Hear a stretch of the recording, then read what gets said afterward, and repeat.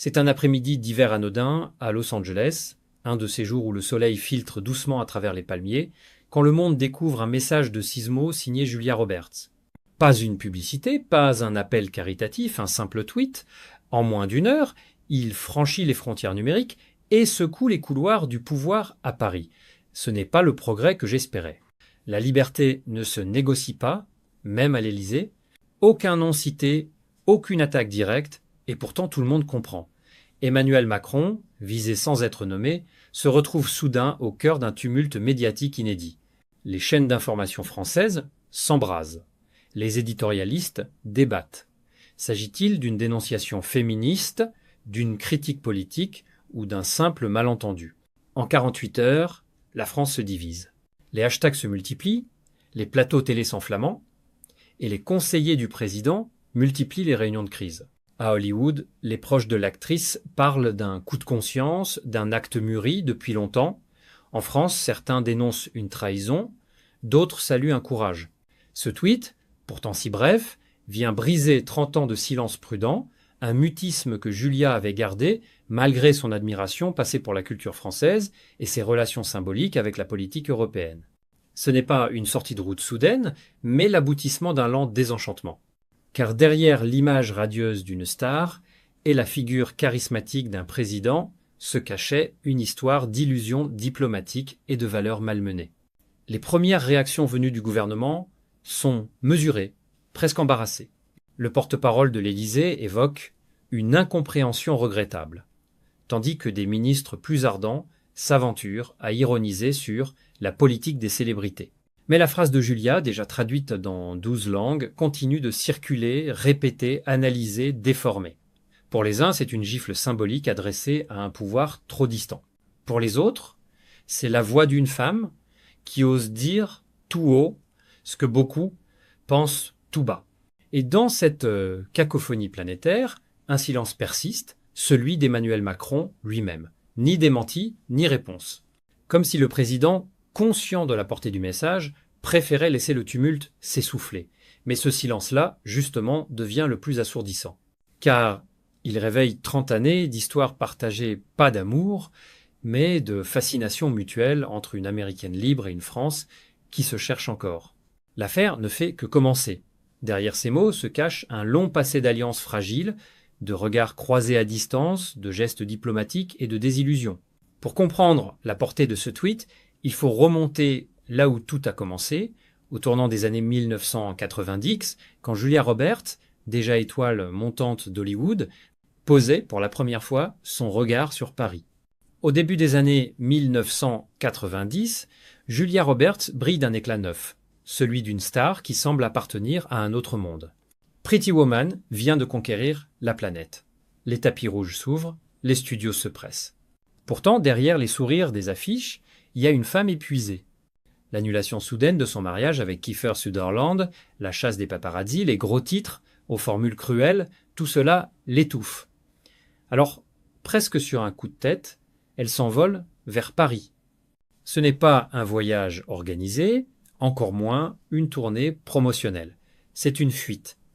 Dans sa valise, quelques robes, un carnet et le désir de disparaître.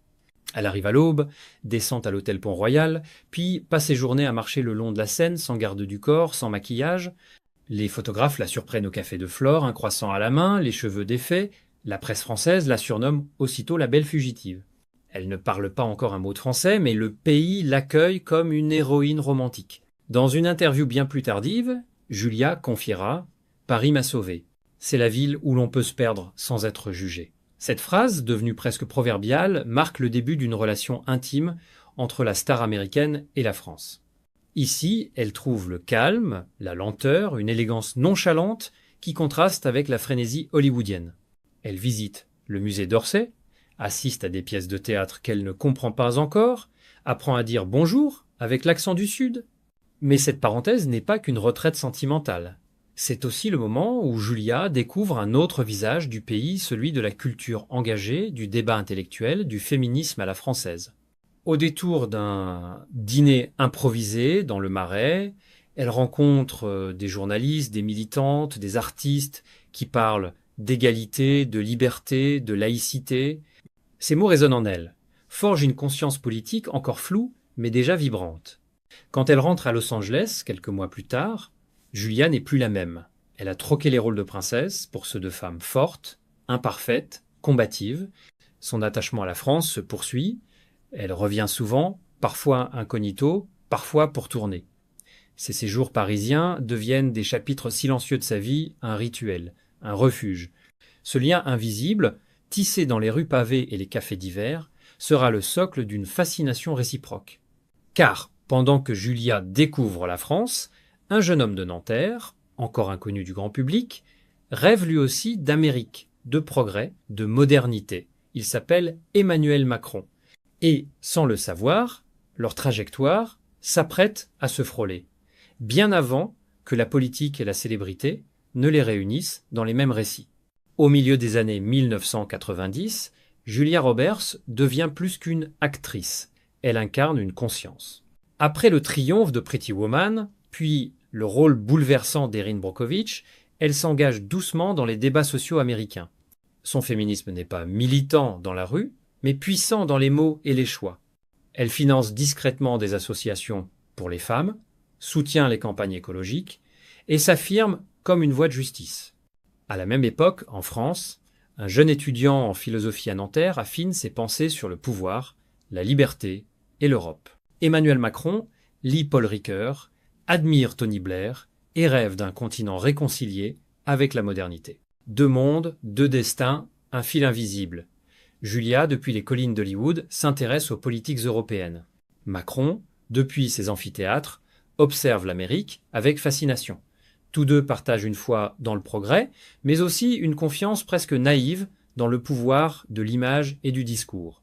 Lorsque Julia soutient Bill Clinton en 1992, c'est déjà, d'une certaine manière, une déclaration de principe que Macron étudie plus tard, la communication comme arme douce du leadership.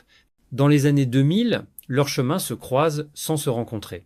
Julia devient l'ambassadrice mondiale de Lancôme, symbole d'une France élégante et cosmopolite. Macron, lui, grimpe les échelons de la haute fonction publique, puis de la banque. Ils évoluent dans deux sphères parallèles, mais connectées, celle des symboles. L'un représente la puissance tranquille de la culture, l'autre la vigueur intellectuelle de la politique. En 2015, la COP21 à Paris agit comme un écho. Julia, présente à Los Angeles, salue publiquement un jeune ministre français courageux, sans jamais le nommer. Macron, alors ministre de l'économie, signe l'accord historique sur le climat. Leurs noms apparaissent côte à côte dans des articles américains qui louent l'alliance du glamour et de la raison. L'idée d'un dialogue symbolique entre Hollywood et l'Élysée commence à prendre forme. Pour Julia, la France devient plus qu'un décor, un modèle. Elle admire la tradition intellectuelle du pays, sa capacité à conjuguer art et politique, esthétique et engagement. Pour Macron, l'Amérique reste une vitrine, un miroir de ce que la France pourrait devenir si elle osait se raconter autrement. À travers les magazines et les discours, ils se répondent, s'admirent à distance. Une correspondance muette, nourrie d'interviews croisées et d'allusions polies. Ce n'est pas encore une alliance, ni même une complicité, mais une fascination réciproque. Julia y voit un partenaire potentiel pour défendre les droits des femmes et l'écologie.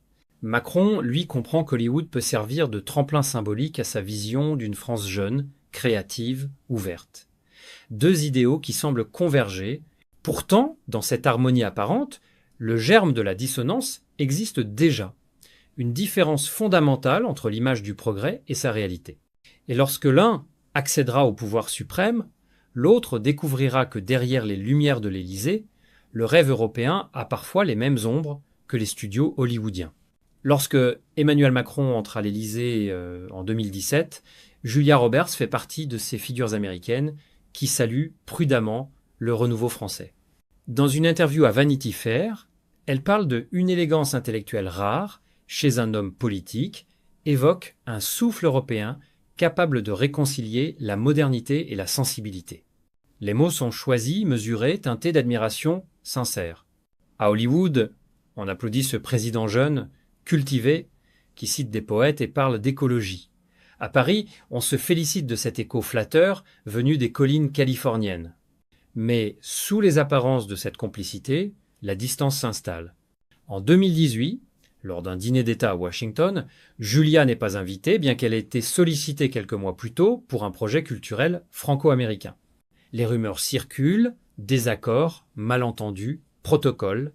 En réalité, c'est déjà une fissure. Julia observe de loin les décisions françaises, notamment sur les droits des femmes et le climat, et ne reconnaît plus dans le président qu'elle admirait l'homme de progrès qu'elle espérait. L'année suivante, les tensions s'accentuent, les réformes controversées, les mouvements sociaux, les ambiguïtés diplomatiques fragilisent l'image de Macron. Julia, qui participe à des collectes pour le climat à Los Angeles, ne reçoit plus aucun message de l'ambassade française. Les invitations cessent, les contacts s'éteignent. Ce silence, elle le ressent comme une mise à distance calculée. Dans son entourage, on parle d'une fracture entre deux mondes, celui du symbole et celui du pouvoir. Et pourtant, Julia ne rompt pas, elle garde le silence. Elle continue à soutenir les causes qu'elle croit justes, sans jamais nommer la France. Son mutisme intrigue les journalistes, fascine les observateurs. Pourquoi se taire, elle, si prompte à défendre les causes sociales? Ce n'est qu'en 2025 que l'on comprendra. Ce silence était une attente, celle d'un geste, d'un mot, d'une écoute, mais rien ne vient. Pendant ce temps, Emmanuel Macron, accaparé par la scène internationale, se rapproche des équilibres centristes, voire conservateurs. Il serre la main de dirigeants controversés, multiplie les compromis. Julia regarde, consternée, cette lente dérive. Dans une note privée, confiée à une amie journaliste, elle écrit « Il parlait d'humanité, mais il agit en technicien. Ce n'est plus de la politique, c'est du marketing. » Une phrase qui résume tout. La désillusion d'une femme qui avait cru à la sincérité d'une vision. Leurs noms cessent d'apparaître ensemble. Les magazines qui jadis vantaient leur harmonie idéologique évoquent désormais deux mondes qui ne se comprennent plus. L'ombre du désenchantement recouvre l'éclat initial. Et sous la surface des images, Julia prépare en silence le discours qui, quelques années plus tard, fera trembler Paris. L'automne 2025, une scène modeste à Atlanta, un rassemblement caritatif pour les droits des femmes, et au centre, Julia Roberts. Pas de tapis rouge, pas de photographe attitré, juste un micro, un silence, puis sa voix. Ce soir-là, elle prononce les mots que l'on attendait depuis 30 ans. J'ai choisi le silence pour ne pas humilier ceux que j'admirais. Mais se taire, c'est parfois trahir. La salle se fige. Ces phrases, enregistrées par un spectateur, se propagent en quelques heures. La presse américaine titre aussitôt « Julia Roberts rompt le pacte du silence ». Dans ce discours, elle raconte, sans nommer, les invitations diplomatiques annulées à la dernière minute, les promesses conditionnées à la neutralité, les sourires politiques qui masquent des censures polies. Elle décrit un système de courtoisie étouffante où la culture sert de paravent à la prudence. « On m'a demandé d'être la muse du progrès, mais pas sa voix, dit-elle, le regard clair. » Les spectateurs l'écoutent, incrédules, conscients d'assister à un moment d'histoire pas de scandale, mais de vérité. Le lendemain, les médias français s'emparent du sujet. Certains minimisent, une actrice blessée, d'autres comprennent, une femme qui parle enfin.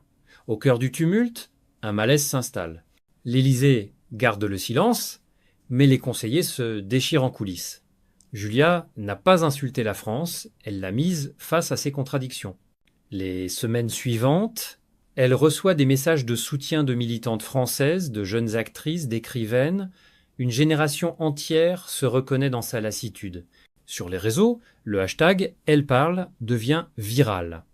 Des milliers de femmes y racontent leur propre silence imposé, leur lutte invisible. Julia ne s'y attendait pas.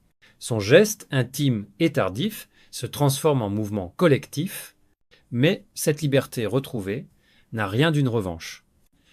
Elle n'accuse pas, elle libère. Dans une interview donnée depuis sa maison du Luberon, elle confie « Ce n'était pas contre un homme. C'était pour une idée, celle qu'aucune alliance ne mérite le prix du mensonge. » Ces mots résonnent, simples, sincères. La France, encore une fois, l'écoute. Cette fois, sans glamour, sans spot publicitaire, sans faux semblants. Et tandis que les chaînes d'information décortiquent chaque syllabe, Julia disparaît des écrans. Elle retourne à ses promenades matinales, au marché de Provence, à une vie de lumière douce. Son cri n'était pas celui de la colère, mais d'une libération. Elle vient de briser l'accord tacite qui liait depuis trop longtemps la culture et la diplomatie. Désormais, il ne reste qu'un écho, celui d'une femme qui a osé parler, au moment exact où tout le monde pensait qu'elle avait renoncé. Lorsque le tumulte s'apaise, il reste un étrange silence, non pas celui de l'oubli, mais celui des vérités qui s'installent. Julia Roberts, depuis sa bastide du Luberon, marche seule dans les sentiers la Vendée, un panier au bras. Elle ne parle plus, elle observe. La France qu'elle aimait tant, celle des débats, des idéaux et des cafés bavards, semble maintenant regarder ailleurs. Les médias, après avoir disséqué chaque mot de son discours, passent à autre chose. Pourtant, dans le cœur de beaucoup, quelque chose a changé, une lucidité nouvelle, un léger inconfort. Ce n'est pas un scandale qu'elle a provoqué, mais un reflet. Dans les jours qui suivent, les réseaux sociaux se remplissent de messages. Et si Julia avait raison, on reparle du féminisme de façade, des politiques qui citent Beauvoir mais ferment les yeux sur les inégalités concrètes. Des chroniqueuses écrivent que le tweet de Julia aura eu plus d'impact qu'un manifeste. Les humoristes la parodient, les intellectuels la citent, les diplomates soupirent. Ce mélange de fascination et de gêne devient en soi un symptôme. À l'Élysée, aucune réponse officielle n'est formulée. Emmanuel Macron, fidèle à sa méthode, choisit le silence stratégique. Pas de communiqué, pas de commentaire. Certains y voient de la hauteur, d'autres du mépris, mais à l'étranger, cette absence de réaction devient éloquente. Dans la presse américaine et britannique, on parle d'un tournant symbolique. La fin du charme franco-américain, ce jeu raffiné où chacun se servait de l'autre pour polir son image. Julia, elle, n'a rien renié. Elle continue d'aimer la France, ses films, sa langue qu'elle parle avec un accent délicieusement texan, mais elle a cessé d'en être l'égérie. « Je ne veux plus représenter un rêve, je veux être sincère », confie-t-elle dans un entretien rare. Ces mots, dépouillés de tout artifice, sonnent comme un adieu pudique. Elle ne tourne pas le dos, elle se retire, non par vengeance, mais par lucidité. Dans le miroir qu'elle tend à la France, on voit le visage d'une nation qui se dit progressiste, mais qui redoute encore la parole libre. Un pays attaché à son image autant qu'à ses valeurs, parfois incapable de distinguer l'une de l'autre. Julia Roberts, en rompant son silence, n'a pas seulement parlé d'elle. Elle a mis à nu la fragilité d'un équilibre diplomatique fondé sur la séduction et le symbole. Son histoire avec la France ne s'achève pas dans le fracas, mais dans la clarté. Elle ne cherche plus à plaire, elle inspire autrement en femme qui, après 30 ans de compromis, a choisi la vérité. Et tandis que l'Élysée garde ses dorures et ses secrets, Julia s'éloigne, libre, avec un sourire qui n'appartient plus à personne. Julia Roberts, après 30 ans de silence, brise l'équilibre fragile qui la liait symboliquement à Emmanuel Macron et à la France. De l'admiration naît la déception, du mutisme surgit la parole. Son tweet et son discours deviennent un miroir tendu à un pays trop attaché à ses apparences progressistes. Ni colère ni revanche, seulement la vérité d'une femme qui refuse l'illusion. En quittant la scène diplomatique, elle révèle le pouvoir du silence, puis celui de la parole de force qui, ensemble, redessinent l'image d'une alliance entre culture et politique.